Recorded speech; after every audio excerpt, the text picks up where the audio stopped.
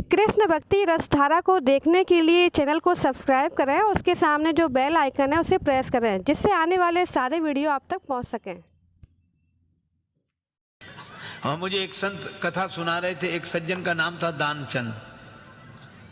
गंगा जी से 12 किलोमीटर दूर उनका गांव था। दानचंद को भगवान ने संपन्नता तो दी थी, धन तो दिया था, लेकिन लोभी इतने थे कि लोगों ने व्यंग में ही उनका नाम दानचंद रख दिया था। कभी कोई पुण्य कार्य नहीं किया, कहते खर्च होगा। तो पत्नी ने कहा कि गंगा जी नहाया 12 किलोमीटर दूर हैं, इसमें क्या खर्च हो रहा है, चले जाओ। सवारी की भी जरूरत नहीं, पैदल पैदल चले जाओ और गंगा जी तो नहा लो। ठीक है, बहुत कहा तो सोचा जीवन में एक बार गंगा जी नहा लें, क्या हर्ज है, 12 किलोमीटर दूर है गंगा जी, जा पैदल पैदल गया। खर्चा कौन करे सवारी। अब गंगा जी किनारे पहुंचकर सोचा घाट पर नहीं जाएंगे, वहां पंडा लोग रहते हैं, पंडा कहेंगे कि दान दो। तो मुर्दा घाट पर गए।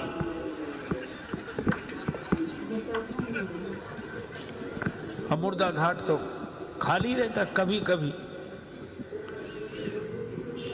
कभी दुनिया में अपने घर में कोई सीट खाली करता है तो मुर्दा घाट भरता है, बाकी तो खाली है। सोचा ये ठीक, न पंडा का झंझट, न दान का, न पुण्य का। गए तो कपड़े उतारे, इधर उधर देखा कोई नहीं है, सोचा डुबकी लगा ले। सो जैसे ही प्रवेश किया, डुबकी लगाई। अब कथा बड़ी सुंदर है। भगवान को हंसी लगी कि इतना लोभी आदमी नहीं देखा। तो भगवान ने सोचा कि चलो आज हम इसको छकाते। तो दानचंद ने देखा इधर उधर कोई नहीं था, पर गंगा जी में जैसे ही डुबकी लगा के और बाहर निकले, वैसे ही पंडा के रूप में भगवान उपस्थित। यजमान की जय हो।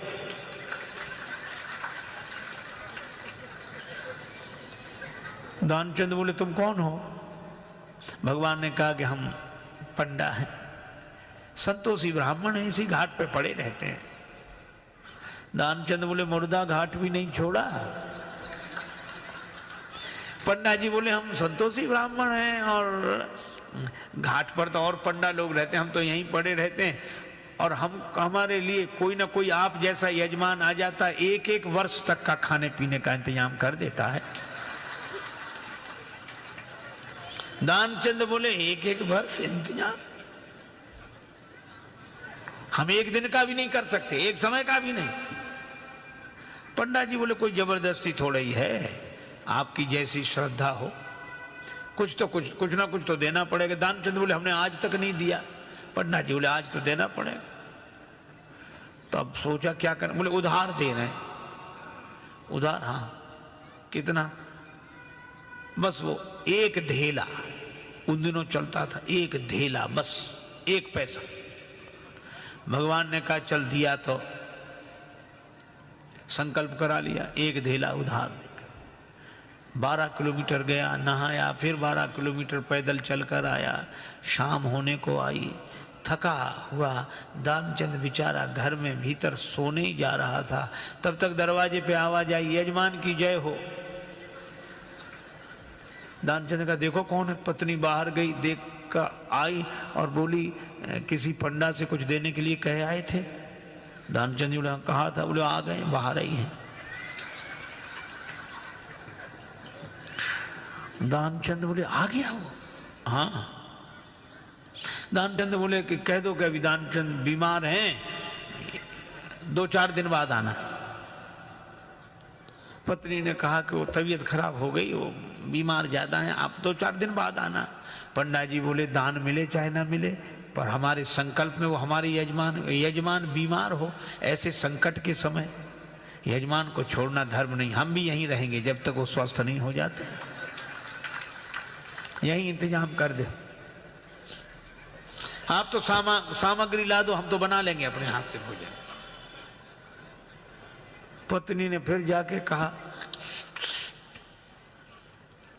पर दानचंद भी अद्भुत आदमी। कहने लगा नहीं जा रहा ना, बोलो कह रहे यहीं रहेंगे जब तक बीमार रहोगे। दानचंद बोला तो कह दो मर गए वो।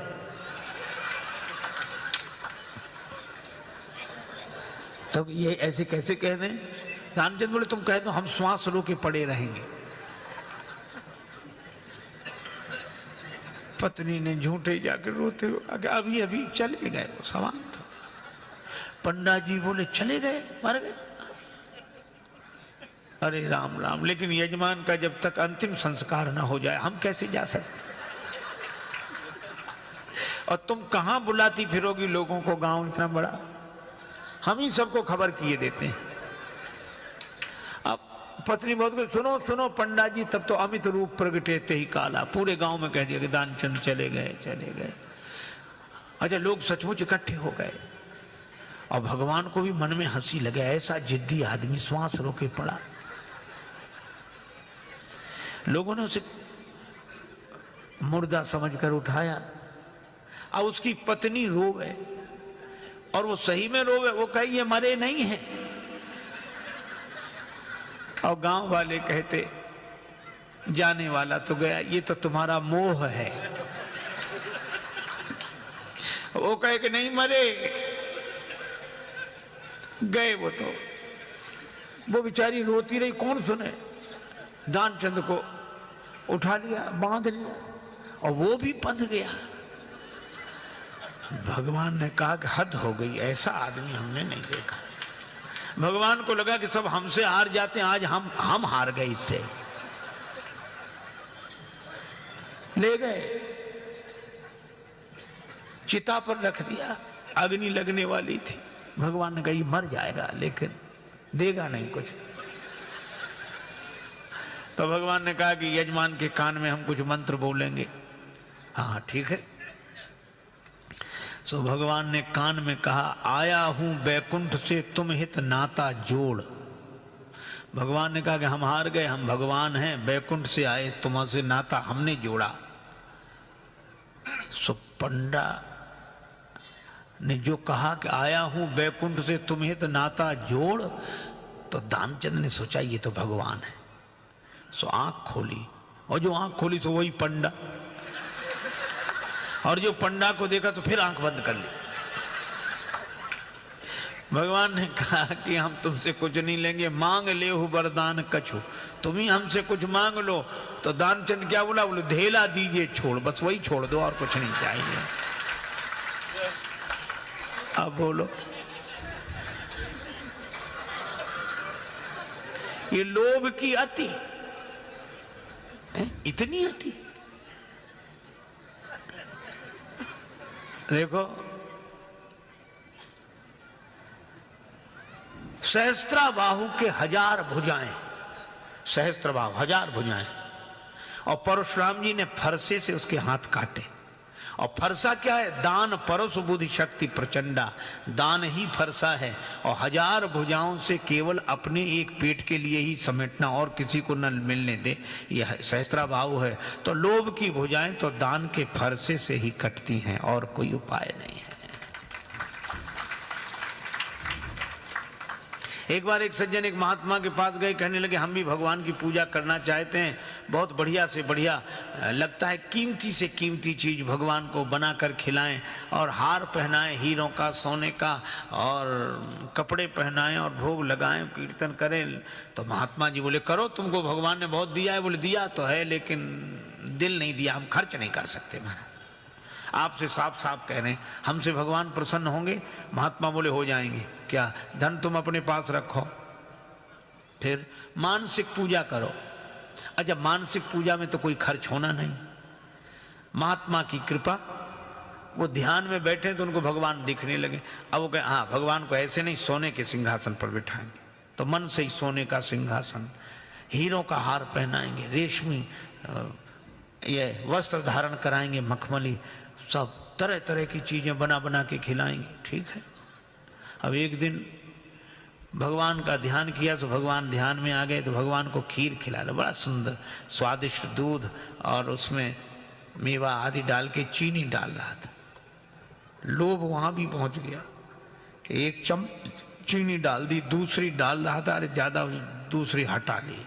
जैसे हटाई तो भगवान भी प्रसन्न हो गए, प्रकट हो गए, हाथ पकड़ लिया, बोले ये तो पूरी डाल दे, इसमें क्या खर्च हो रहा है तेरा? एक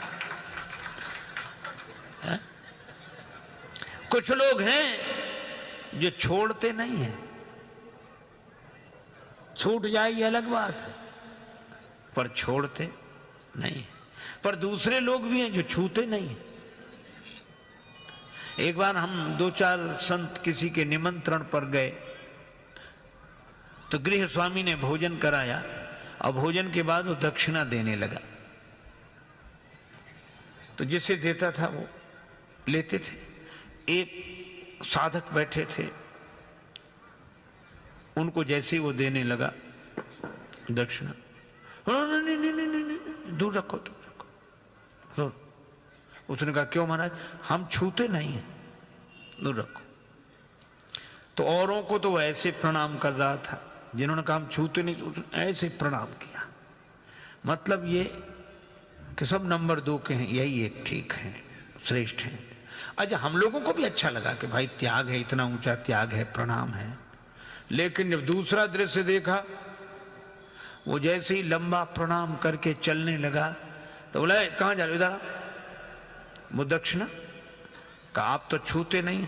हाँ छूते नहीं, इसमें बांध दो, इसमें बांध दो।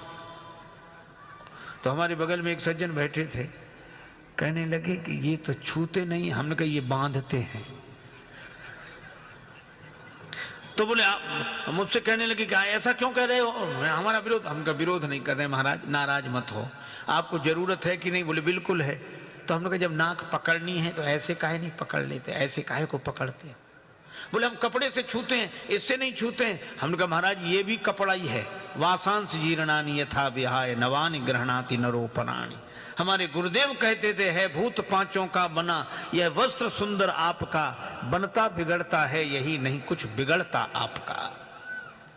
और हम लोग भी जाते नहीं हैं कोई दुनिया से दूर चल के, मिलते हैं सब यहीं पर कपड़े बदल बदल के।